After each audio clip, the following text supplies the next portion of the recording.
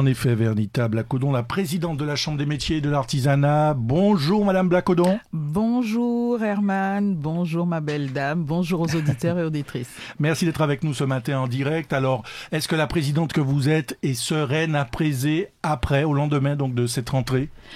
Très apaisée de voir ces nouvelles inscriptions, les apprentis qui ont le sourire de pouvoir intégrer le CFA. C'est toute la fierté de la présidente que je suis et des élus qui m'accompagnent et l'ensemble du personnel enseignant également, que je félicite. Justement, plus de 70 nouveaux apprentis ont rejoint le CFA de Galmo, y compris les jeunes du RSMA. Il faut qu'on en parle d'ailleurs de cette particularité. C'est quoi la recette du succès ? Écoutez, il n'y a pas de recette, hein. C'est juste de la transparence et de dire les choses. Et tout le monde sait que, je ne cache rien, hein. J'ai pas la langue dans ma poche, je dis les choses. Je suis pas venu me servir, hein, à la Chambre de métier. C'est qu'aujourd'hui, on a une jeunesse qui demande, d'accord. On a une jeunesse, dans 4 ans, il y aura plus de 80 000 jeunes au chômage. Qu'est-ce qu'on fait ? Aujourd'hui, il faut les absorber, il faut mettre en place des formations innovantes, des formations qui répondent aux besoins du territoire. Ça, c'est important. Voilà. Alors, est-ce qu'aujourd'hui, la vision, le regard qu'on a du CFA a évolué selon vous, Vernita Blacodon? Vous le savez comme moi, il y a quelques années, on considérait cette filière comme une voie de garage. Tout à fait. Est-ce qu'aujourd'hui, cette vision a changé? Et comment vous avez fait, justement, pour qu'aujourd'hui, on le voit, 70 nouveaux apprentis, pour redorer le blason de cette filière? Mais comme je l'ai dit tout à l'heure, c'est de la transparence. Et le fait d'avoir entamé des travaux, c'est de pouvoir changer l'image de la Chambre des métiers. Effectivement, le CFA a toujours été considéré comme une voie de garage. Et moi, j'invite les personnes à venir visiter, comprendre un petit peu le fonctionnement de devenir chef d'entreprise. Un chef d'entreprise qui est bien encadré, qui a tous les éléments, voilà. Il ne peut qu'exceller dans le métier qu'il aime. Et manifestement, les acteurs vous font confiance, puisque là, on l'a dit, le RSMA, le régiment du service militaire adapté, a signé une convention. Historique, mais oui, c'est inédit. C'est quoi? C'est gage de rigueur, c'est une nouvelle voie aussi pour le CFA? Tout à fait. Et je suis très fière de cette convention, signée avec le RSMA. C'est gage de confiance et de transparence également, et de pouvoir montrer à nos apprentis que c'est pas de bon à rien. Le fait de pouvoir intégrer le CFA, de pouvoir se lancer dans un métier qu'ils aiment. Et ça, c'est important. Justement. De leur donner le cadrage, le savoir-être, surtout de se faire confiance. Ça, c'est important. Justement, quel est le discours que vous avez tenu à ces jeunes? J'imagine que vous étiez devant eux là pour la rentrée. Quel est le discours que vous leur tenez pour les motiver, pour les valoriser? Déjà, moi, j'ai un petit pacte avec les apprentis, que c'est de la rigueur, de la transparence, et leur avenir dépend d'eux. Alors c'est à eux de se tirer le doigt, on va pas donner le mot, et de pouvoir devenir des chefs d'entreprise, des futurs entrepreneurs, et de ne pas se limiter au fait. De rêver grand, d'aller au-delà de leurs rêves, de se faire confiance, parce que derrière chaque apprenti, il y a des parents en souffrance. C'est pas donné à tous les parents de pouvoir envoyer leur enfant en études. On sait comment ça se passe. Et c'est de pouvoir mettre en place justement ces formations et de monter en compétence cette belle jeunesse guyanaise qui a un potentiel énorme. Alors, il y a les élèves, leurs parents, vous l'avez dit, mais il y a aussi les personnels, vous en avez parlé, les personnels éducatifs, personnels administratifs. Comment faire revenir la confiance? On sait que ça a été un peu compliqué socialement ces dernières années au niveau de la Chambre des métiers. Comment vous êtes parvenu à faire revenir la confiance au sein des équipes? Écoutez, moi après je suis une présidente qui est très à l'écoute, qui écoute les difficultés de mon personnel, en sachant qu'il n'y avait pas ce management auparavant. C'était quand même diviser pour mieux régner. On sait comment ça se passe. Moi, j'ai pas le temps. C'est que on a une feuille de route. On est là pour une mission. Et on doit se mettre au travail, tout simplement, parce que on a également des problèmes internes avec d'anciens personnels. Mais ça, on fera le point dans quelques mois. Voilà. Dès que vous m'invitez, on pourra faire le point sur une très mauvaise gestion qui a eu lieu au sein de la Chambre de métier. Sous l'ancienne présidence, parlons clairement, c'est ce que vous voulez dire. Voilà. Vernita Blacodon, derrière ce beau tableau, il y a quand même une ombre au tableau. La situation financière de la Chambre qui n'est pas reluisante. Quand vous avez récupéré la Chambre il y a 2 ans et demi, vous avez retrouvé une ardoise de, dites-nous, plus de 4 millions de dettes. Voilà, une dette qui nous empêche de pouvoir Aujourd'hui, on en est où de cette dette? Écoutez, moi, je remercie les services de l'État parce qu'à l'époque de l'ancien préfet, Thierry Kefelec, qui s'est penché vraiment sur le dossier de la Chambre de métier. Il y avait urgence, finalement. Tout à fait, qui a vu le vrai problème, et ça, je l'en remercie. Également le nouveau préfet et tous les services compétents qui accompagnent justement la Chambre des métiers à sortir justement de cette dette, de ce boulet que la Chambre traîne, ça fait des années. Et d'avoir quand même, de voter un budget sincère. Ça, c'est important. Vous ne regrettez pas, des fois, d'avoir récupéré cette présidence dans ce contexte financier ? Non, je regrette pas. Je reste une femme de défi. J'aime les challenges. Et puis, cette jeunesse, elle me donne envie. Parce que lorsque j'arrive à la Chambre et je vois le sourire de mes apprentis, on a une boîte à idées où les apprentis me partagent leurs idées, comment ils auraient aimé voir ce CFA. Voilà, ça me booste au fait. C'est pas les 1 401 € que je perçois en tant que présidente, en sachant qu'on a un statut spécial. C'est que la présidente qui est rémunérée et le trésorier, 599 €. Et c'est pas cette rémunération qui me donne cette détermination, c'est que je m'identifie à chaque jeune et ils ont cette envie, ils ont ce potentiel. Et je l'ai toujours dit, le circuit traditionnel n'est pas adapté à tous les jeunes. Il faut leur mettre des outils adaptés, des formations. Aujourd'hui, vous avez cette jeunesse qui est toujours sur le portable, qui est à la dernière technologie, mais lorsqu'on regarde la situation, on n'avance pas, quoi. Alors, on entend bien vous jouer la transparence ce matin, on vous en remercie. Alors, on va pas parler de l'affaire judiciaire, puisque le dossier est en cours au niveau de la justice. Quand vous avez trouvé cette situation financière, vous avez porté plainte contre l'ancienne équipe, on y reviendra. Mais aujourd'hui, comment vous fonctionnez clairement? Parce que moi, j'aimerais comprendre, vous avez fait des travaux, on a l'impression que, voilà, les choses avancent, les choses évoluent, il y a de nouveaux jeunes qui vous rejoignent, vous recrutez des collaborateurs pour justement rendre un peu plus efficace l'organisation. Comment vous faites pour fonctionner aujourd'hui? Alors, c'est une très bonne gestion. Une bonne gestion, c'est que toutes les dépenses qui sont inutiles, futilités, voilà, moi j'ai tout arrêté. Et moi je suis un petit picsou au fait. Voilà, je suis un petit picsou.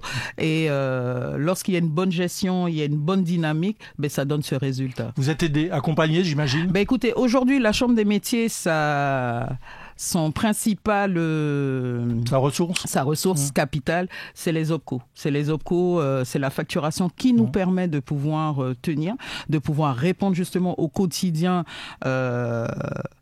de tenir, voilà, chaque mois. C'est les OPCO, c'est le nombre d'apprentis qui intègrent la Chambre de métiers.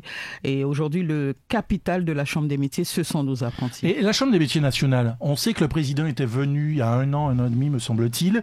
Est-ce qu'elle a compris votre difficulté et est-ce qu'elle vous soutient de votre fonctionnement? Alors, la venue de CMA France pour la première fois en Guyane, c'est que j'ai eu une saisine sur le dos. Voilà, j'ai été accusée de la vilaine sorcière par l'ancienne secrétaire générale. Écoutez, moi, j'ai pas la langue de bois. Et j'ai été auditionnée, l'ensemble du personnel également a été auditionné, chose qui s'est terminée par un article 40 par la DG Copop. Voilà, il y a eu une enquête qui a été suivie, on m'a accusé de tout et n'importe quoi. Moi, les dettes antérieure de la Chambre des métiers ne me regarde pas. Je ne peux pas me sentir concernée, mais aujourd'hui, c'est de pouvoir retirer cette épée qui m'empêche d'avancer, qui empêche la Chambre de métiers de pouvoir évoluer correctement et de mettre en place un URMA. Et cette épée, cette épine là, qui vous empêche d'avancer, comment vous vous projetez finalement dans l'avenir? Parce que, vous l'avez dit, 4 millions, ce n'est pas rien. Aujourd'hui, une dette de 2 millions, c'est ça? Alors voilà. La situation aujourd'hui, quelle est-elle?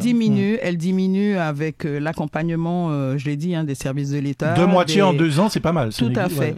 Et CMA France, j'ai insisté qu'ils puissent venir après que tout a été clarifié, où la présidente n'avait rien à voir avec ce tissu de mensonge, hein, une saisine quand même de 12 pages recto verso, voilà. Et pour eux, la solution, c'était de mutualiser justement la chambre de métier avec les Antilles. Et moi, je me suis carrément opposée, parce que moi, je suis pour une économie endogène. Voilà, c'est pas parce que la chambre, rattachement aux Antilles, elle est dans cet état. Et lorsqu'ils sont venus, effectivement, c'était monsieur, le secrétaire général.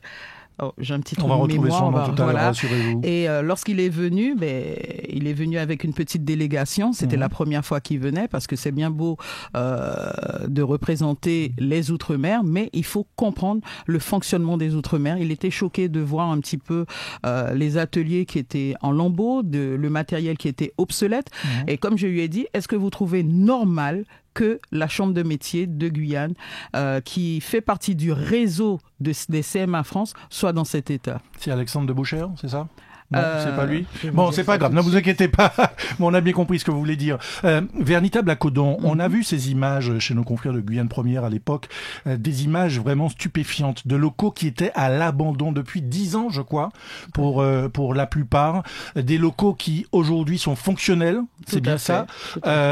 Qu'est-ce qui vous a motivé justement? Alors, j'imagine que c'est l'engouement que vous avez pour accompagner ces jeunes, mais il fallait le faire. Et est-ce que ces locaux aujourd'hui trouveront une utilisation réelle? Parce que c'est bien de faire des travaux, de remettre en état des locaux, mais est-ce qu'il y a un besoin réel aujourd'hui? Julien Gondard. Gondard. Est-ce qu'il y a un besoin réel aujourd'hui, Véritable Acodon, pour ces locaux que vous avez remis à neuf? Tout à fait. Parce que là encore, ce sont des coûts. Est-ce que ce ne sont pas des coûts inutiles? Non, c'est pas des coûts inutiles, parce que vous avez des ateliers qui étaient fermés de plus de 10 ans, de pouvoir les réouvrir, de pouvoir mettre en place des formations adaptées aux besoins de nos artisans, de faire le point avec les artisans sur leurs besoins, sur les formations qu'ils auraient aimé mettre en place, de pouvoir mettre en place une nouvelle filière des adultes qui souhaitent faire épouser le monde de l'entreprise, connaître un petit peu voilà, il y a pas mal de choses. Écoutez, moi je suis une petite boîte à idées avec mes élus, et nous on a tellement d'idées pour la chambre de métier. Alors, justement, vous avez des idées pour la chambre de métier, mais les entrepreneurs dont vous parlez, vos ressortissants, aujourd'hui, comment motiver un porteur de projet dans un contexte économique global, cette fois on ne parle plus de la chambre des métiers, local que l'on connaît, qui est particulier? Il faut trouver la motivation, il faut trouver les ressources. Qu'est-ce que vous leur dites à ceux et celles qui nous écoutent là actuellement? Mais moi, je vais prendre mon cas en tant que chef d'entreprise. Moi, la chambre de métier ne m'a jamais accompagné ni aidé en quoi que ce soit. Je me suis développé par moi-même, d'accord, avec un petit groupe d'entrepreneurs qui m'entourent, où on a formé un petit bloc. Aujourd'hui, le chef d'entreprise, il n'a pas besoin de discours, il n'a pas besoin de belles paroles, il a besoin de savoir comment on l'accompagne, quelles sont les aides qui sont mises à sa disposition, comment il peut se développer et comment il peut prendre des apprentis. Voilà, le chef d'entreprise, il ne réfléchit pas comme tout le monde, parce que c'est quelqu'un qui prend des risques. Il y a des charges, en sachant que si on ne paye pas les charges, on sait comment ça se passe. Le chef d'entreprise, lui, il est formaté à savoir qu'est-ce qu'on peut faire pour lui. Et là, je suis très fière, parce qu'on a une convention qu'on signera très prochainement avec le directeur de la BRED, Monsieur Rayapin, Joanne, que je salue, et pas mal d'organismes. C'est quoi l'idée d'accompagner les porteurs les porteurs de projets, parce qu'on avait une première convention pour tester, pour voir un petit peu comment on pouvait accompagner au mieux les chefs d'entreprise. C'était une convention de 30 000 euros. Il fallait que le projet soit fiable sur l'entreprise que l'artisan veut mettre en place, même l'entreprise existante, de pouvoir les accompagner au mieux. Voilà, il y a pas mal de choses qu'on va mettre en place. Madame la Présidente, une fois qu'on a aidé l'artisan, le porteur de projet, ça c'est pour le lancement. Mais sur le fonctionnement, sur la vie de l'entreprise, souvent, vous l'entendez comme moi, les artisans se plaignent d'être un peu laissés à l'abandon, de fonctionner seuls en fait. qu'est-ce qui est mis en place? Est-ce que vous avez des projets justement dans ce sens pour accompagner les artisans, pour être à leur côté? On va mettre en place des réunions d'information. Surtout le territoire aussi, hein, parce que c'est pas que Cayenne, c'est pas que l'île de Cayenne. Tout à fait. On va mettre en place des réunions d'information parce qu'on s'est rendu compte qu'il y a beaucoup d'artisans qui ne savent pas lire un bilan, qui ne connaissent pas le crédit d'impôt. Voilà, ils ne connaissent pas un petit peu la défiscalisation, comment ça se passe. Et on se rend compte que l'information, elle est centrée sur un petit groupe de personnes, au fait. Elle n'est pas médiatisée. Vous avez les problématiques des artisans de l'Ouest sont pas les mêmes du littoral. Voilà, c'est vraiment faire le point avec nos ressortissants et de leur expliquer les dispositions qui sont mises à leur place. Est-ce que vous avez les moyens humains et financiers, peut-être, d'être aux côtés de ces artisans? Écoutez, c'est 7000 ressortissants, je crois, aujourd'hui, à la Chambre des métiers. Dites-nous franchement, est-ce que ce ne sont pas des vœux pieux, finalement? Parce qu'il faut être là, comme vous dites, il faut être dans l'Ouest, il faut être du côté des savanes, enfin il faut être partout, quoi. Des artisans, il y en a partout sur la Guyane. Tout à fait. Écoutez, c'est vrai que pour le moment, on n'a pas la ressource qu'il faut pour pouvoir répondre, accompagner au mieux nos artisans. Moi, je peux pas rattraper 30 ans de retard. C'est pas possible. C'est pas possible de rattraper 30 ans de retard. Et c'est de pouvoir mettre en place des actions concrètes pour accompagner au mieux les artisans. Moi, j'estime que la Chambre de métier n'a pas été... les gens n'ont pas été ambitieux, au fait, de pouvoir territorialiser l'offre de formation. Lorsque je regarde l'annexe que j'ai sur Saint-Laurent, je vous dis franchement, ça donne pas envie. Ça donne pas envie. L'annexe n'a pas été entretenue. Vous dites non, mais qu'est-ce qui s'est passé, au fait? Et en sachant que dans l'Ouest, voilà, on a une population qui augmente. Et c'est là qu'on doit être présent auprès de nos ressortissants, les ressortissants qui sont également sur le fleuve, de pouvoir les accompagner au mieux. Mais on est resté, au fait, à l'époque, Jérusalem. Au fait. Et justement, à ce sujet, vous qui êtes très présente sur le terrain, quels sont les retours de vos ressortissants? Est-ce qu'ils ont l'espoir, justement, que les choses évoluent? Ou vous entendez des gens complètement déçus, qui sont défaitistes? Ah non, mais là, ça a changé. L'image, elle a changé. Je me rappelle à mes débuts, c'est une petite femme, qu'est-ce qu'elle vient foutre? Voilà, on sait comment ça se passe, elle va rien changer, c'est du blabla. Voilà, on est plus facile dans la critique. Voilà, et moi, j'ai pas le temps avec ça.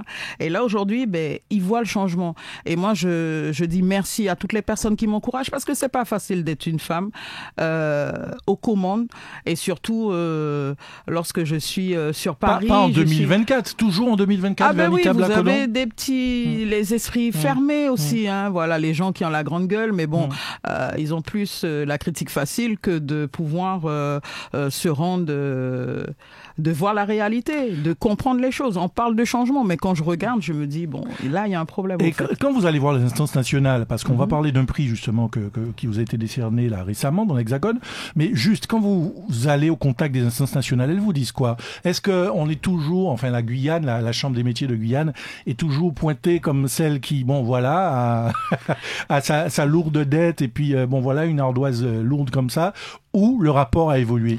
Ah non, le rapport, il a vraiment évolué et ça, je suis très heureuse parce que le chemin, je l'ai fait toute seule. Hein. Je remercie mes conseillers spéciaux, voilà, qui sont derrière la présidente, qui m'accompagnent et qui m'ont ouvert les portes de l'Hexagone. Et à ma grande surprise, c'est que les personnes en face n'étaient pas au courant de la réalité, au fait. Pour eux, tout se passait bien. Ils étaient pas au courant à 8000 km, vous savez pas ce qui se passe. Et les retours qu'ils avaient, tout allait bien, la chambre se portait bien. Je me rappelle lors des dernières élections où l'ancien président disait qu'il y avait plus de dettes à la chambre de métier. Waouh. Aujourd'hui, on peut même pas avoir l'attestation fiscale ni sociale. Voilà, OK? Alors voilà, moi je suis pas dans le blabla, je n'aime pas ça. Je dis les choses. Et là, cette transparence m'a ouvert de grandes portes et ça, je dis merci à mes conseillers. Alors, on a parlé de ce qui ne va pas, mais il y a des choses qui vont bien même. Vous étiez à Lyon, me semble-t-il. Tout à fait. À quel titre vous avez été récompensé? Je crois que ce sont vos jeunes qui ont été mis en lumière. Là encore, une belle note d'espoir. Ah ben là, c'est vraiment une fierté, parce que j'ai tenu à être présente au Walk-ins pour pouvoir accompagner mes apprentis. Ça, je remercie les services de la préfecture qui ont fait un travail magnifique. Où lorsque le projet a été présenté, où j'ai eu un retour qu'on a été retenu, qu'on a reçu, on va recevoir un prix.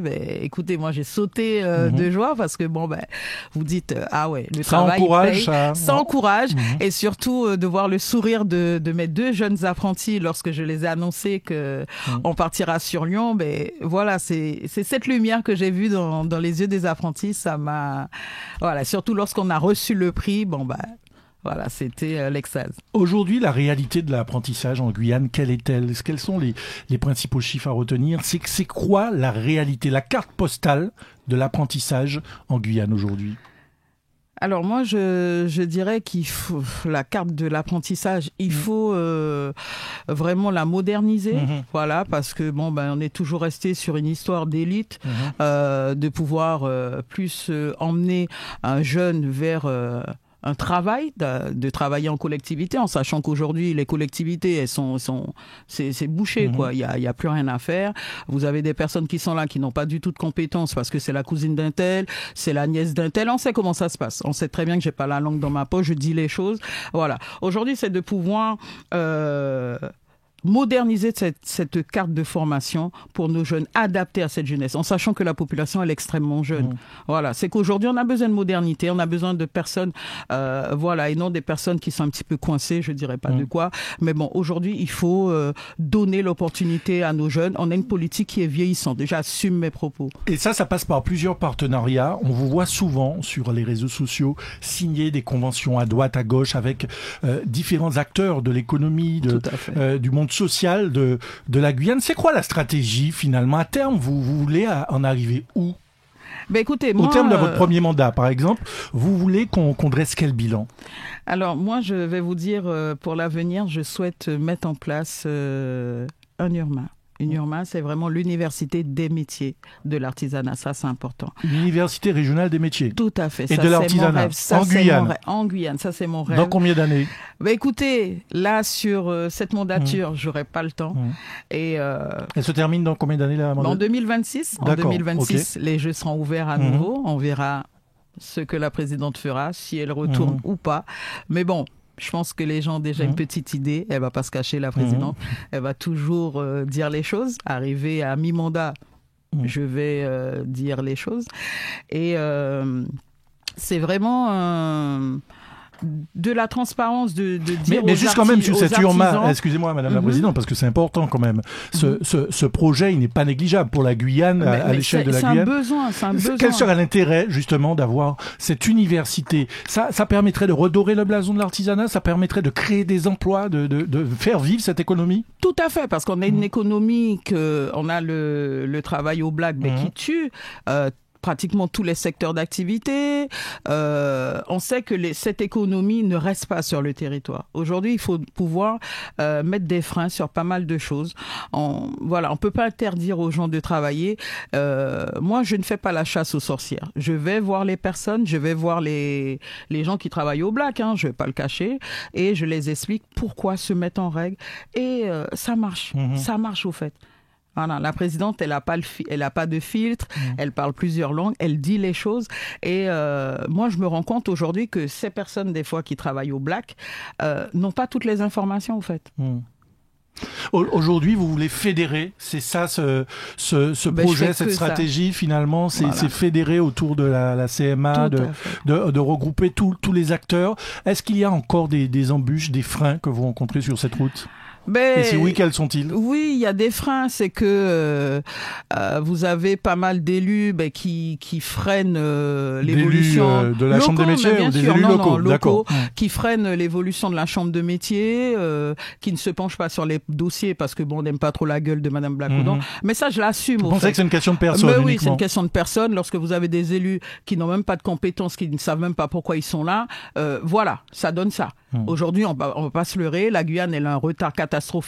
On se demande, certains élus, ils font quoi au fait? Ils font quoi?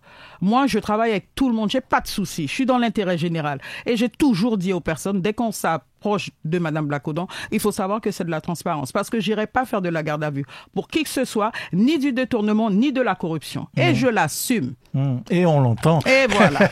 Est-ce que ça veut dire que Vernita Blacaudan, un jour, peut se retrouver en politique? Parce que à dénoncer finalement un système, peut-être que vous auriez l'ambition un jour de vouloir le changer? Écoutez, je pense que j'ai mis un petit coup de pied dans la fourmilière. Moi, je suis pas né qu'une cuillère en argent dans la bouche. J'ai grandi au village chinois, les personnes qui me connaissent. Fière, ma maman est couturière. Voilà, elle m'a transmise énormément de valeurs. J'ai grandi dans un quartier difficile où il y avait le savoir-vivre, le brésilien, l'anglais, le dominicain. Voilà, c'était cette belle époque. Et moi, je dois tout à ce quartier parce que ça m'a endurci, ça m'a montré la réalité de la vie. Voilà, moi, je suis pas assise dans les petits salons feutrés. C'est la preuve aussi que tout le monde peut réussir, on peut réussir. Peu importe d'où on vient, on peut réussir. Et ça, moi, voilà. C'est le message de fin que vous adressez aux auditeurs. Tout à fait. On va conclure justement. C'est quoi votre message d'espoir? On est toujours dans un mélange de personnes. On va vous accorder le respect parce que vous avez un titre dans la société. Bien souvent, vous avez des gens qui ont des titres, c'est des grands mythos et des grands menteurs, au fait. Voilà. C'est qu'on ne juge pas un livre sur sa couverture et c'est le temps qui montre les choses. Alors, vous êtes philosophe, mais vous n'avez pas répondu à ma question. Donc, je vous la repose. Un jour, peut-être Vernita Blacaudan en politique? Non, mais il faut répondre. Vous avez dit que vous êtes une... vous avez dit que vous êtes une... Non, mais allez-y. Mais je sais pas, l'avenir le dira. C'est que 2026 arrive à grands pas et... Voilà, il y aura des choses qui vont sortir. Oui, mais vous ne pourriez pas être en politique et à la Chambre des métiers à la fois. Il faudra faire un choix. Tout à fait, tout à fait. Il faudra que je me pose avec mon petit groupe parce que tout le monde sait que la présidente, elle fonctionne en équipe, elle fonctionne en meute.